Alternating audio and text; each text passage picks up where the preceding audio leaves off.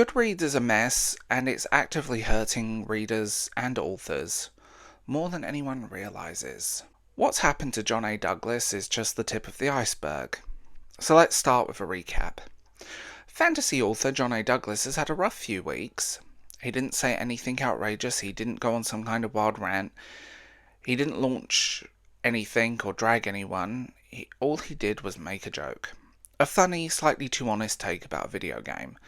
One of those things that goes viral because, let's be real, it's true. People laugh, but a few got mad. And instead of arguing in the comments like 2012, the internet does what it does now. It went looking for a way to punish him.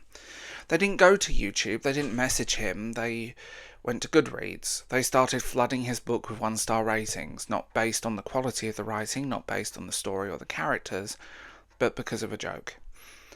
That's the reality of what Goodreads has become. And it's a problem nobody seems to want to talk about. So me, as a overly caffeinated, slightly sugar hyper millennial, we're going to talk about it. There was a time early on when Goodreads kind of felt like a book club. You log in, track your reading, find a recommendation, maybe leave a review if something moves you. Simple. Now, not so much. Now it's a platform where people rate books they haven't read, pile onto authors they don't like, or leave reviews not based on the writing but based on drama from other platforms. It's not even subtle. You can spot it instantly. Saw this author on Twitter, 1 star. Don't like the vibe, 1 star. Didn't read it, been told it's problematic, 1 star. And once a few star, others follow. It's a ripple effect. The Goodreads doesn't stop it, and the writing doesn't matter. In fact, they actively let it happen. If you're a writer, especially a new one, Goodreads can feel like a minefield. You work on a book, you've revised, you've edited, you've bled into the pages, sometimes literally. You finally publish it, and suddenly your rating drops overnight because of something completely unrelated to the story. Sometimes it's a tweet, sometimes it's an old video. Sometimes it's just saying you're cringe. And the worst part, you can't do anything about it. There's no real support, no reporting system that leads to action, no way to prove whether the reviewer actually read your book or not. You just left watching as your star rating drops and your book quietly disappears from the recommendation list. It's disappointing, and it happens more often than other people realise. So let's break it down. Goodreads makes it easy. Here's what you don't need to leave a rating on Goodreads.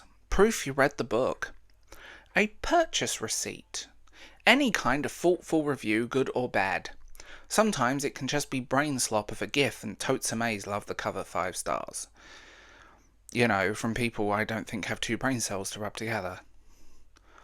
You don't even have to leave a comment, you can just click 1 star and move on. You can do that to 10 books in under a minute, and there's nothing in place to stop you. Now multiply that by 10 people or 100. That's how fast a book's rating can tank, not because of bad writing, but because of an online mob swooning in. The internet equivalent of locusts. And Goodreads just keeps collecting your data, because that's what the platform really is, a data machine. It's owned by Amazon. All of your stuff, all the people on Twitter and other places saying, Amazon is evil, don't support Amazon. You are directly supporting Amazon. It's slow to update. It hasn't changed in over a decade. It feels like a website from 2000 and whatever. But it feeds straight into search engines, author profiles and bookstore algorithms. And that makes the ratings matter, even when they're not honest. And John isn't the first writer to go through this. Unfortunately, he won't be the last. Every few months, some author ends up on the wrong side of the internet groupthink.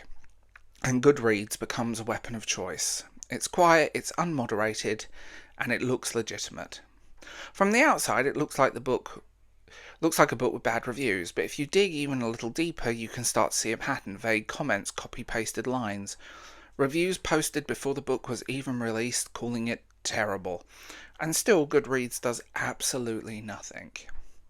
That's what makes this so frustrating. It's not one-off bad behaviour, it's baked into how the platform works now. It's ridiculous. If you're a reader, you might think, well, I'll just ignore the trolls. But here's the thing. How do you know the reviews you're reading are real? How do you know the low rating isn't because someone made a joke on something? How do you know the reviewer even read the book? You don't. And that can hurt you as much as the writer.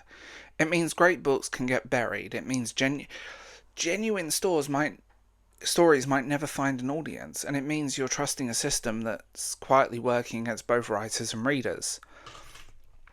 So what's the fix? There isn't one, because Goodreads isn't interested in fixing it. Why would they? The outrage, the noise, the traffic, it all boosts engagement and people keep clicking. Sheeple keep clicking, that's a better word. But doesn't mean we're stuck. Here's what you can do. You can use StoryGraph. It's cleaner, fairer, and actually has filters to flag questionable ratings. Buy books directly from the author when possible. Leave thoughtful reviews when a book does something for you, not just a rating, even if it's just a sentence. Think before you trust a star rating on Goodreads. Take the time to dig into the reviews a little deeper. I know that's asking a lot, especially with today's TikTok generation.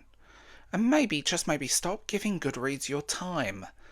There are better ways to support authors than feeding a machine that keeps glitching.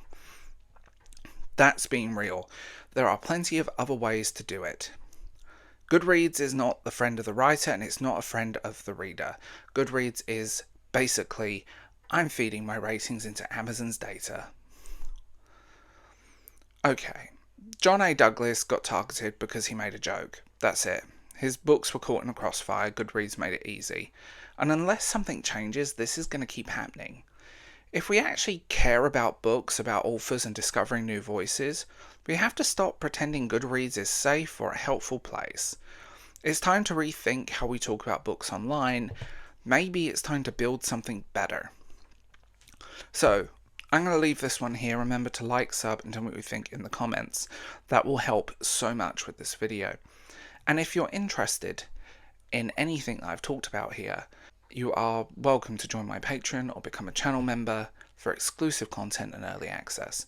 All of my links are in the description below. I will talk to you guys soon.